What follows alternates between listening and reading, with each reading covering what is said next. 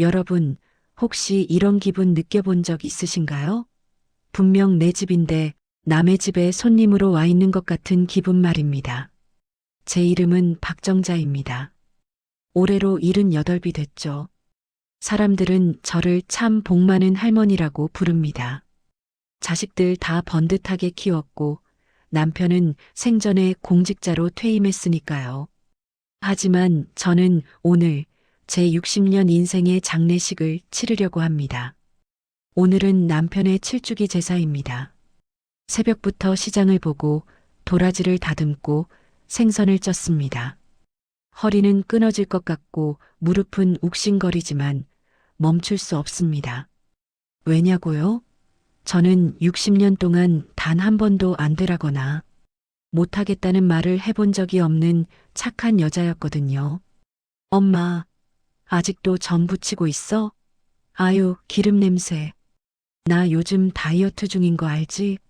나랑 애들은 조금만 먹을 거니까 너무 많이 하지 마. 허리를 펴며 애써 웃음 짓는다. 응, 혜진아 왔니? 애들은? 학원 갔지. 끝나고 바로 여기로 오라 그랬어. 아, 맞다, 엄마. 나 다음 주에 종신교수 심사 있는 거 알지?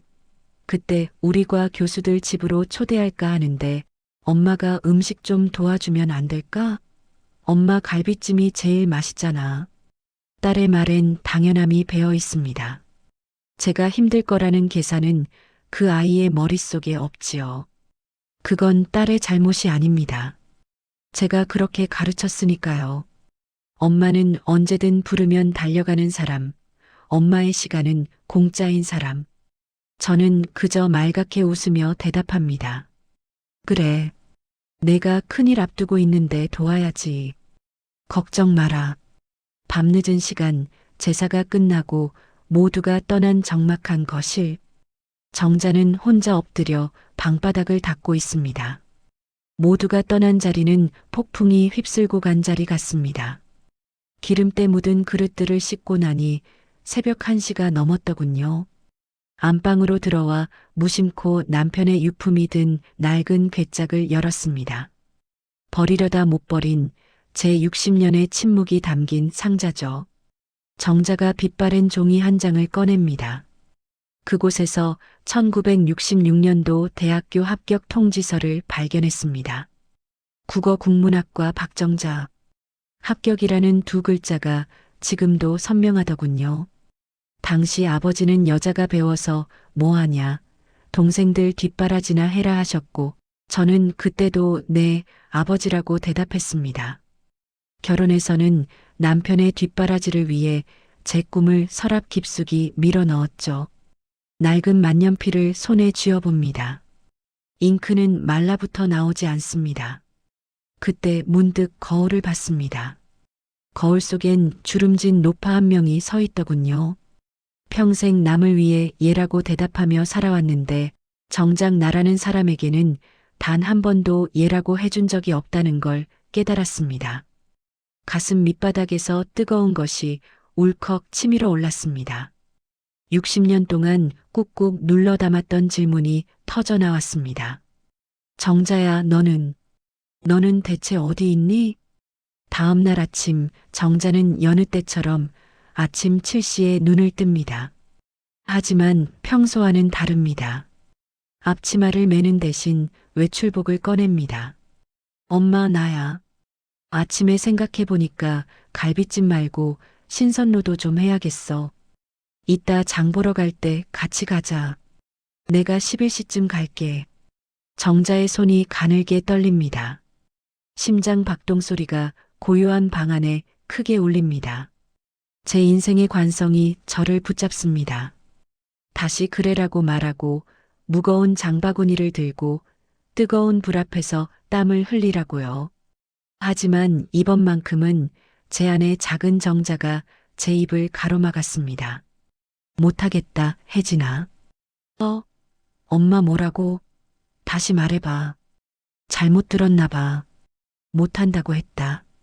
나 오늘 약속 있어. 이제 내 손님 맞이는 내가 직접 해라. 딸의 대답을 기다리지 않고 전화기를 내려놓습니다. 거친 숨을 내뱉는 정자의 눈에 눈물이 고이지만 입가에는 미세한 미소가 번집니다. 처음이었습니다. 누군가의 부탁을 거절한 것이, 그리고 제 의지로 하루를 시작한 것이. 방 안의 공기가 갑자기 가벼워진 것 같습니다. 낡은 상자 속에서 잠자던 잉크 마른 만년필이 마치 다시 태어나고 싶어 하는 것 같았습니다. 제 나이 78. 인생을 마무리할 나이라고들 하죠. 하지만 저는 오늘 제 진짜 인생의 1페이지를 쓸어 나갑니다. 완벽한 여자 박정자는 어제 죽었습니다. 이제 저는 그냥 박정자로 살기로 했습니다. 현관문을 열고 나섭니다. 환한 햇살이 그녀의 얼굴을 비춥니다. 자, 이제 제가 어디로 가냐고요?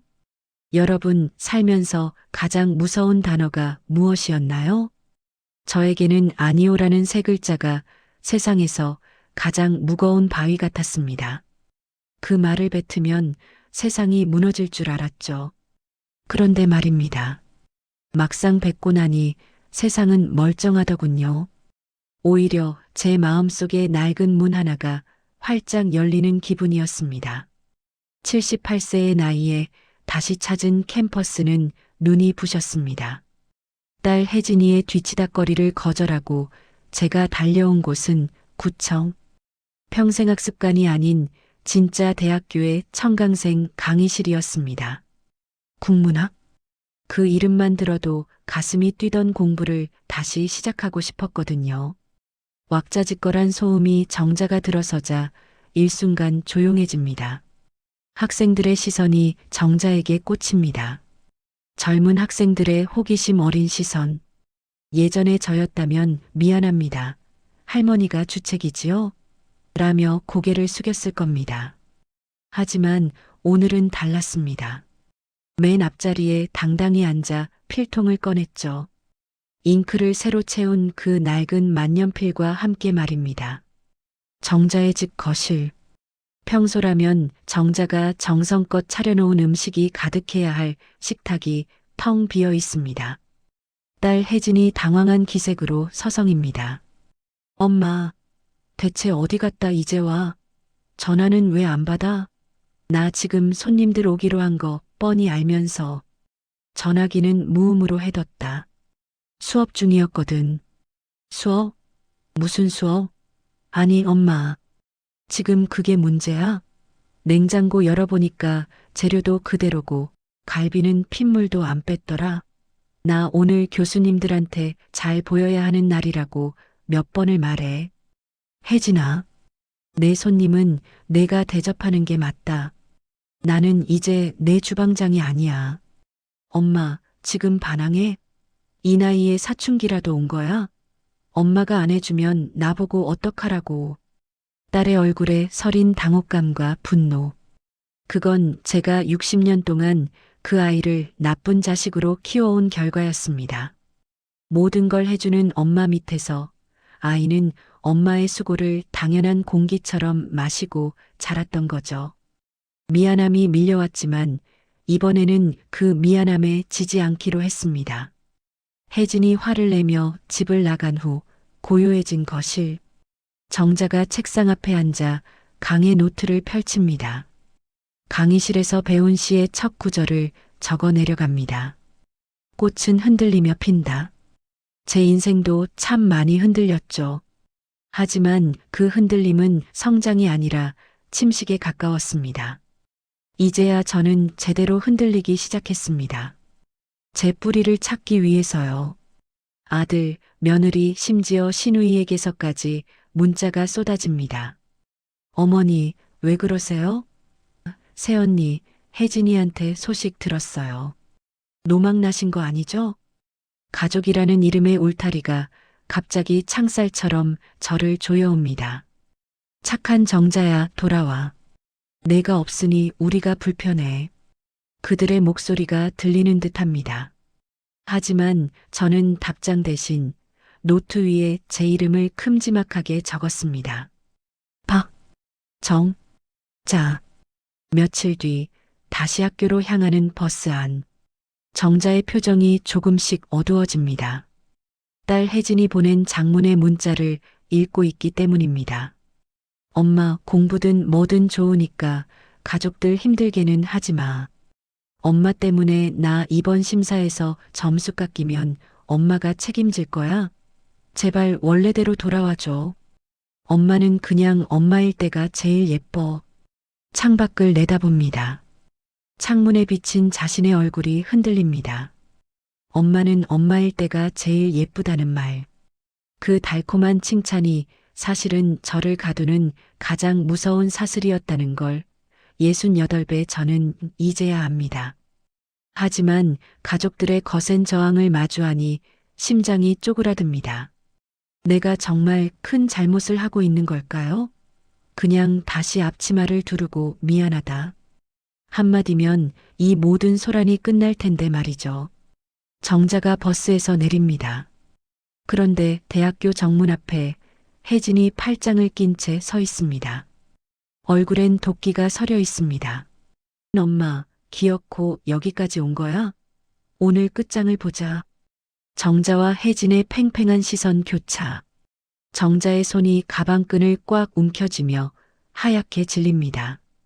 나레이션 제 인생에서 가장 큰 태풍이 불어오고 있었습니다. 이 태풍을 견디지 못하면 저는 영영 박정자로 불릴 수 없겠지요. 담담하지만 끝이 떨리는 목소리 여러분, 가장 사랑하는 사람에게 비수가 되는 말을 들어본 적 있으신가요? 남의 비난은 털어버리면 그만이지만 내 뱃속으로 낳은 자식의 말은 뼛속까지 파고들어 자리를 잡더군요. 78, 이 나이에 저는 제 인생에서 가장 춥고도 치열한 겨울을 맞이했습니다. 대학교 정문 앞, 차가운 바람이 부는 가운데 정자와 혜진이 대치하고 있습니다. 혜진의 얼굴은 분노로 붉어져 있습니다. 딸 아이의 눈에는 배신감이 가득했습니다. 마치 제가 남의 물건을 훔치다 들킨 사람처럼요. 그 아이에게 저는 엄마라는 고정된 가구였나 봅니다. 늘 그 자리에 있어야 하고 모양이 바뀌면 집안의 조화를 깨뜨리는 불편한 존재 말입니다. 비아냥거리며 국문학? 엄마, 제정신이야? 젊은 애들 틈에서 이 늙은 얼굴로 앉아 있으면 애들이 뒤에서 뭐라 그러겠어? 저 할머니 주책이다. 집에서 손주나 보지 아니럴 것 같아? 정자 가방끈을 꼭 쥐며 그 애들은 나한테 아무 말도 안 한다. 오히려 돋보기 챙겨주는 애들이야. 나를 부끄러워하는 건 이 세상에서 너 하나뿐인 것 같구나. 나니까 이런 말 해주는 거야. 남들은 뒤에서 다 비웃어.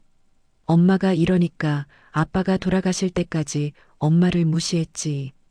엄마는 그냥 참고 사는 게 제일 잘 어울려. 아빠가 엄마를 무시했다는 말. 그 한마디가 제 심장을 정면으로 뚫고 지나갔습니다. 남편의 가부장적인 태도를 견디며 일생을 바친 이유가 바로 이 아이들이었는데 그 희생이 도리어 저를 무시해도 되는 근거가 되었다니요. 비참했습니다. 혜진이 미친 듯이 정자의 책상 위 책들을 가방에 쓸어 담고 있습니다. 정자는 망연자실하게 서 있습니다. 집으로 돌아오자마자 혜진이는 폭주했습니다. 제가 정성껏 밑줄을 그어가며 읽던 책들, 강의 노트를 쓰레기 봉투에 담기 시작했죠. 이런 거 없어야 엄마가 정신 차리지라며 울부짖는 딸을 보며 저는 제가 60년 동안 지어온 집이 모래성처럼 무너지는 소리를 들었습니다. 정자 낮고 서늘한 목소리로 그만해라. 그거 내 인생이다. 혜진 이게 무슨 인생이야. 고집이지. 엄마 때문에 내 체면이 뭐가 돼? 정자 혜진의 손목을 잡으며 내 체면? 그럼 내 이름은? 박정자라는 내 이름은 지난 60년 동안 어디에 있었니? 너희 아버지 밥상 머리에, 내 기저귀 속에, 내 교수 임용 뒷바라지 속에 처박혀서 숨도 못 쉬고 있었어. 혜진이 손을 뿌리치자 책 한 권이 바닥에 떨어지며 낱장이 찢어집니다. 찢어진 종이 조각이 바닥에 뒹굽니다. 마치 제 조각난 자아처럼요. 저는 그날 밤 짐을 쌌습니다. 78배 가출. 남들이 들으면 노망났다고 손가락질할 일이죠. 하지만 이대로 이 집에 남는다면 저는 정말로 죽을 것만 같았습니다. 육체가 아니라 영혼이요. 남편의 묘소. 눈발이 날리기 시작합니다. 정자는 남편의 비석 앞에 서 있습니다. 가방 하나 달랑 메고 제가 처음으로 간 곳은 역설적이게도 남편의 묘소였습니다. 평생 무서워하고 받들어 모셨던 사람. 그 앞에서 저는 처음으로 소리를 질렀습니다. 정자 묘비를 치며 오열 당신 참 나쁜 사람이야. 나를 이렇게 길들여 놓고 당신만 쏙 가버리면 어떡해. 나도 하고 싶은 게 있었고 가고 싶은 데가 있었다고. 나 당신 원망해. 죽어서도 용서 안 해. 목이 터져라 울고 나니 가슴속 묵은 체증이 씻겨 내려가는 기분이었습니다. 남편을 원망하는 것이 아니라 원망조차 못하고 살았던 제 자신을 용서하는 눈물이었습니다. 눈물이 멎자 찬바람이 오히려 시원하게 느껴지더군요. 작은 고시원 방. 좁은 침대와 작은 책상이 전부인 공간입니다. 정자가 찢어진 책 페이지를 테이프로 붙이고 있습니다. 딸의 집도 남편의 집도 아닌 오직 저만의 공간. 사방이 벽으로 막힌 이 좁은 고시원 방이 저에게는 궁궐보다 넓게 느껴졌습니다.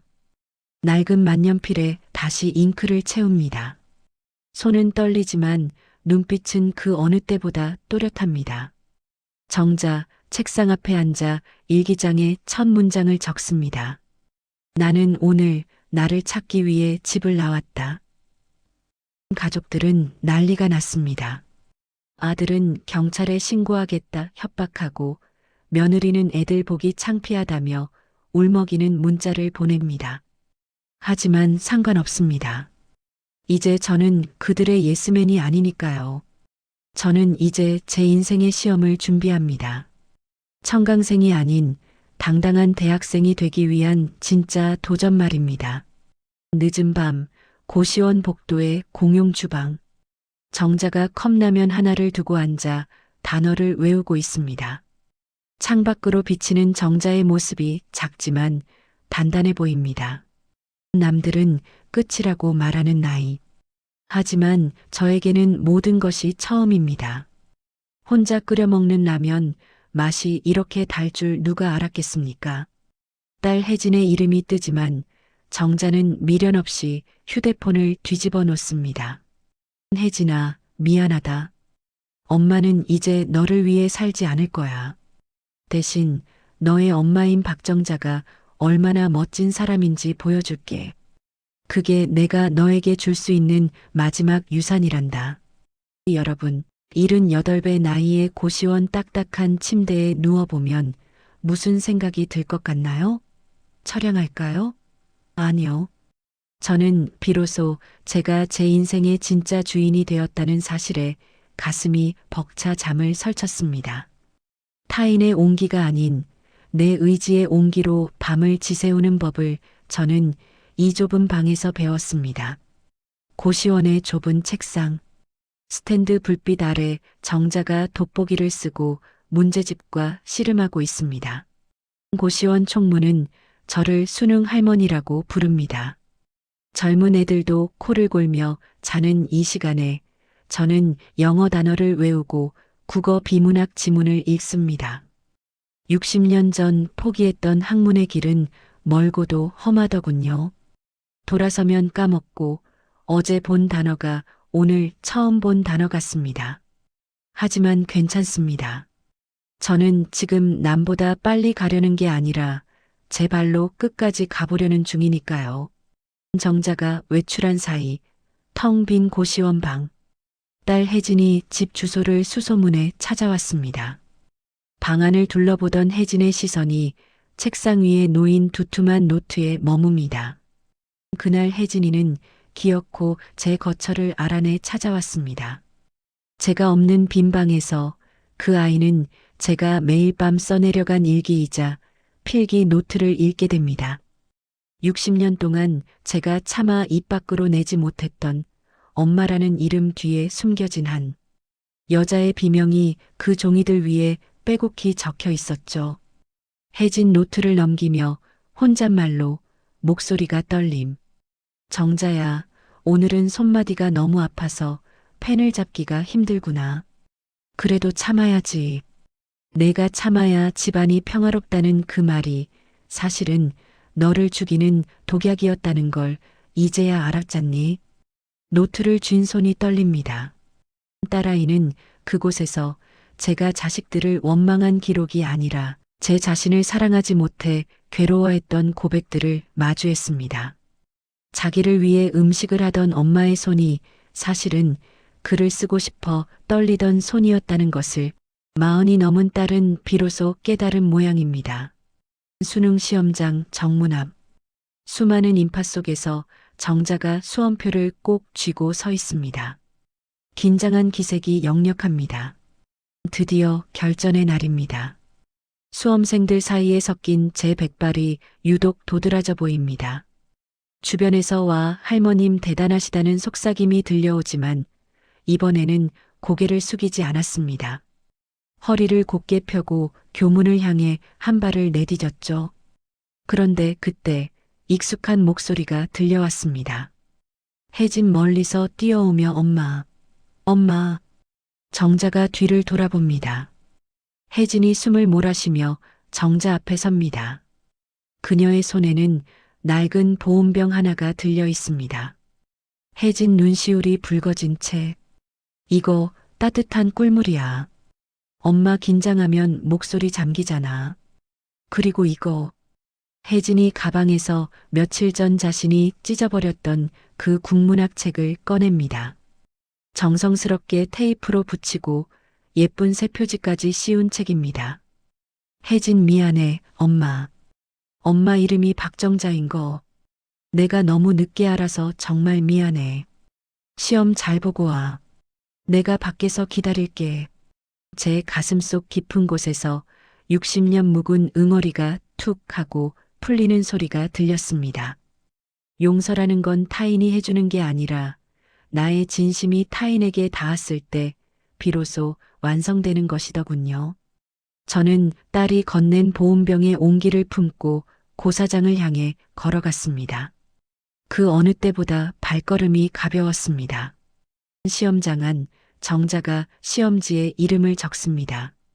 박정자 세 글자가 화면에 가득 찹니다. OMR 카드 위에 컴퓨터용 사인펜으로 제 이름을 마킹하는 순간 눈물이 핑 돌았습니다. 정답을 맞히는 것보다 중요한 건 제가 제 이름을 세상에 증명하고 있다는 사실이었습니다. 1교시, 2교시. 시간이 흐를수록 어깨는 무거웠지만 정신은 맑아졌습니다. 마지막 종소리가 울리고 펜을 내려놓았습니다. 결과는 중요하지 않았습니다. 저는 이미 저 자신과의 싸움에서 이겼으니까요. 고사장을 나오니 어느덧 노을이 붉게 지고 있었습니다. 교문 앞에는 혜진이와 함께 사위, 그리고 손주들까지 나와 있었습니다. 그들은 더 이상 저를 희생하는 할머니로 보지 않았습니다. 한 인간으로서, 도전자로서 저를 응원하고 있었죠. 며칠 뒤 대학 합격자 발표. 정자가 떨리는 손으로 마우스를 클릭합니다. 화면에 합격이라는 파란 글자가 선명하게 뜹니다. 78배 새내기. 사람들은 기적이라고 말합니다. 하지만 이건 기적이 아닙니다. 60년 동안 참고 참았던 갈증이 터져나온 결과일 뿐이죠. 이제 저는 앞치마 대신 과잠을 입고 국어사전 대신 전공 서적을 가슴에 품을 겁니다. 정자가 고시원 방의 짐을 정리하며 벽에 붙여두었던 수험표를 떼어냅니다. 여러분, 이제 제 진짜 이야기가 시작되려 합니다. 완벽한 여자가 되기를 포기하니 비로소 나라는 우주가 열리더군요. 그녀가 세상 모든 엄마들에게 던지는 마지막 메시지는 무엇일까요? 인생의 가장 찬란한 마지막 장이 펼쳐집니다.